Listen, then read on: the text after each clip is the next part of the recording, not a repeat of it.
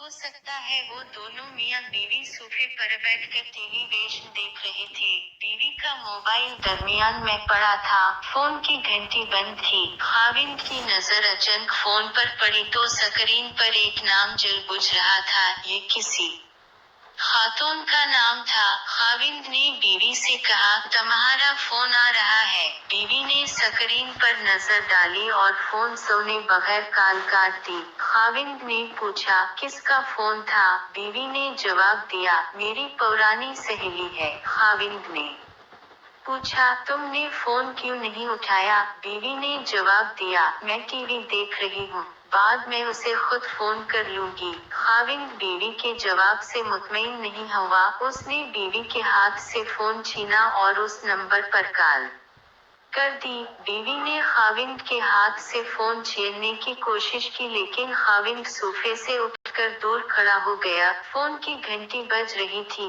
Call मिली और दूसरी तरफ से एक पुरजोश मर्दाना आवाज सुनाई दी, वाह आज हमारा मुक़द्दर ही जाग गया। मर्दाना आवाज सुनकर खाविंद के माथे पर पसीना आ गया, जबकि बीवी परेशानी के आलिम में सोफे पर बैठ गई। खाविंद ने गुस्से से पूछा, तुम कौन हो?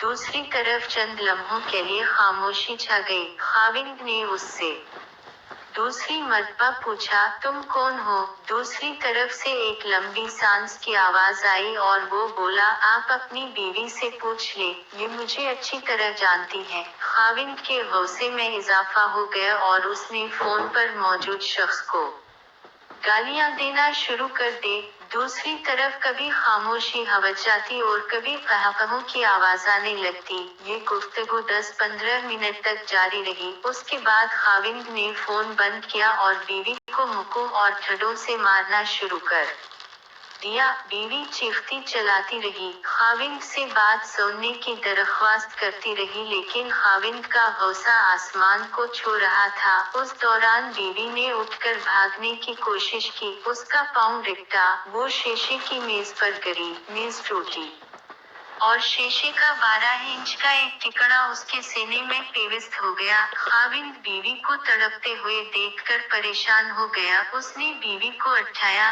गाड़ी में डाला और अस्पताल की तरफ दौड़ पड़ा, लेकिन बीवी रास्ते ही में दम तोड़ गई। दोपहर को बच्चे स्कूल से वापस आए तो उनकी मां दुनिया से रुखसत हो चुकी थी और वाल थाने में बंद था। खातून के मरने के बाद जब उस टेलीफोन कॉल के बारे में तहकीकात हुई तो मालूम हुआ वो नंबर मकतूला की एक सहेली बुशरा का था। बुशरा 2 साल के लिए मुल्क से बाहर चली गई। उस दौरान वो नंबर बंद रहा। सफर के दौरान बुशरा की सिम भी गुम हो गई। उस अरसे में मोबाइल कंपनी ने ये नंबर किसी दूसरे शख्स को अलॉट कर दिया।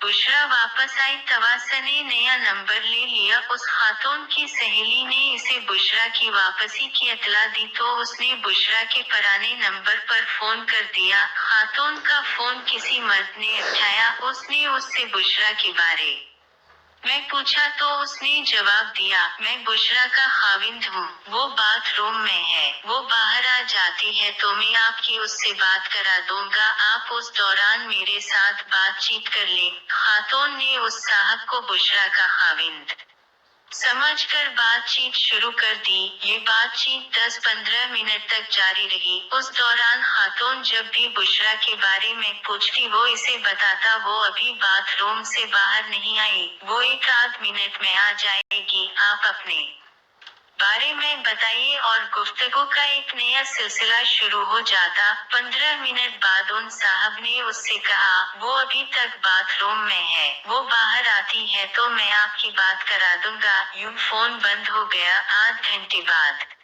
इसी साहब का दोबारा फोन आया। उसने बुशरा से बात कराने का कहा और कोई बहाना बनाकर खातून से गुफ्तगू शुरू कर दी। उस गुफ्तगू के दौरान खातून को मामला मशकूक महसूस हुआ और उसने सख्ती से उस शख्स से कहा, बुशरा को बुलाएं। साहब ने कहका लगाया और बोला, यहाँ कोई बुशरा नहीं होती, आप बशीर से बात कर ले। खातून ने फोन बंद कर दिया, लेकिन वो साहब बाज नहीं आए। वो दिन में 10-15 मरतबा इसे फोन करते। खातून فون نظر انداز کرتی رہتی، لیکن دن میں ایک آدھ فون اٹھا کر اس صاحب سے جان چھڑانے کی کوشش کرتی، لیکن وہ صاحب باز نہ آئے۔ یہاں پر سوال پیدا ہوتا ہے، اس خاتون نے اپنے خاوند کو اعتماد میں کیوں نہیں لیا؟ اس کی دو وجوہات تھی۔ پہلی وجہ، اس کا خاوند ذرا شکی مزاج تھا۔ خاتون کا خیال تھا وہ اپنے خاوند سے بات کرے گی تو وہ الٹا اس پر شک شروع کر دے گا۔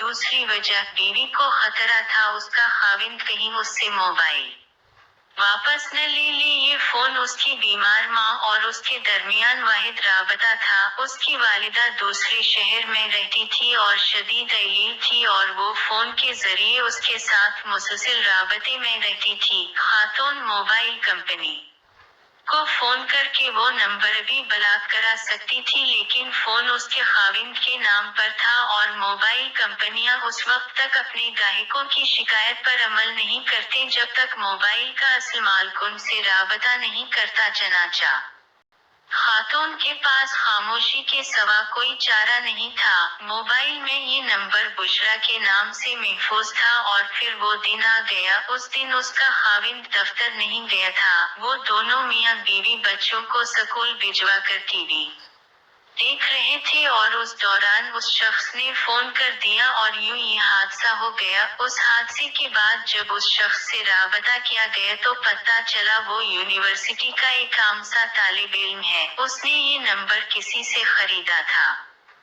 فون استعمال کرنے کے چند دن بعد اسے یہ کال ریسیو ہو گئی اور اس نے چانس لینے کا فیصلہ کر لیا۔ اس نے بتایا یونیورسٹی کے زیادہ تر طالب علم یہی کرتے ہیں، یہ مختلف نمبر ڈائل کرتے رہتے ہیں۔ اس دوران اگر ان کا رابطہ کسی خاتون یا لڑکی سے ہو جائے تو یہ مختلف بہانوں سے اس سے گفتگو شروع کر دیتے ہیں۔ یہ کبھی کسی بینک کے نمائندے بن کر انہیں کریڈٹ کارڈ کے فوائد بتانا شروع کر دیتے ہیں، کبھی انہیں لون پر گاڑی خریدنے کی ترغیب دیتے ہیں اور کبھی اکاؤنٹ کھولنے کا مشورہ دیتے ہیں اور مشوروں کے دوران خواتین کے ساتھ فری ہونا شروع کر دیتے ہیں۔ یہ کبھی کسی میک اپ برانڈ کا نمائندہ بھی بن جاتے ہیں اور کبھی کچن کی مشینری بیچنے والی کمپنی کے ترجمان بھی، اور یوں گفتگو کا سلسلہ شروع ہو جاتا ہے۔ ان کے موبائل پر اگر کبھی کسی خاتون کی رنگ کالا جائے تو بھی یہ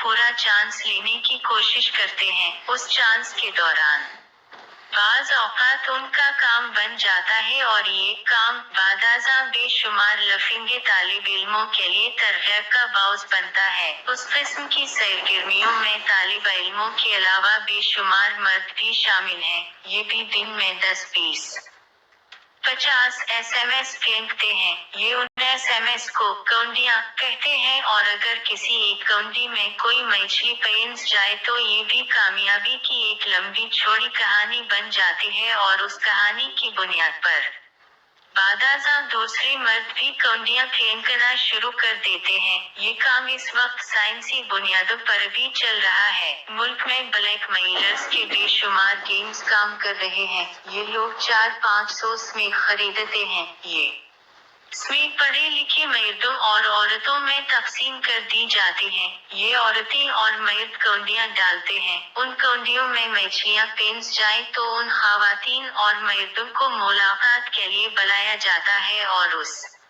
ملاقات کے دوران مچھلیوں کی تصویریں اور فلمیں بنا لی جاتی ہیں اور اس کے بعد بلیک میلنگ کا ایک لمبا سلسلہ شروع ہو جاتا ہے جس کے آخر میں تباہی اور بربادی کے سوا کچھ نہیں ہوتا۔ میں واپس اس کہانی کی طرف آتا ہوں۔ وہ بیچاری خاتون بلاوج جو اس مسئلے میں الجھ گئی تھی، وہ خاوند سے ڈرتی تھی اور اس ڈر کے دوران یہ حادثہ پیش آ گیا۔ اگر خاتون اپنے خاوند کو اعتماد میں لے لیتی یا پھر خاوند فون پر گفتگو کے بعد اس سے آرام سے پوچھ لیتا تو شاید اتنا بڑا حادثہ پیش نہ آتا، لیکن ہم لوگ بعض اوقات اپنے شک اور اپنے خوف کو اتنا بڑھا دیتے ہیں کہ یہ آخر میں ہماری جان لے لیتا ہے۔ یہ واقعہ آپ کے ساتھ بھی پیش آ سکتا ہے کیونکہ اب موبائل کے مضر اثرات ہمارے معاشرے میں دکھائی دینے لگے ہیں، لیکن آپ سے درخواست ہے اگر یہ واقعہ آپ کے ساتھ پیش آئے تو آپ دوسرے فریق کو اپنی صفائی کا موقع ضرور دیجیے گا۔ ہو سکتا ہے آپ کے گھر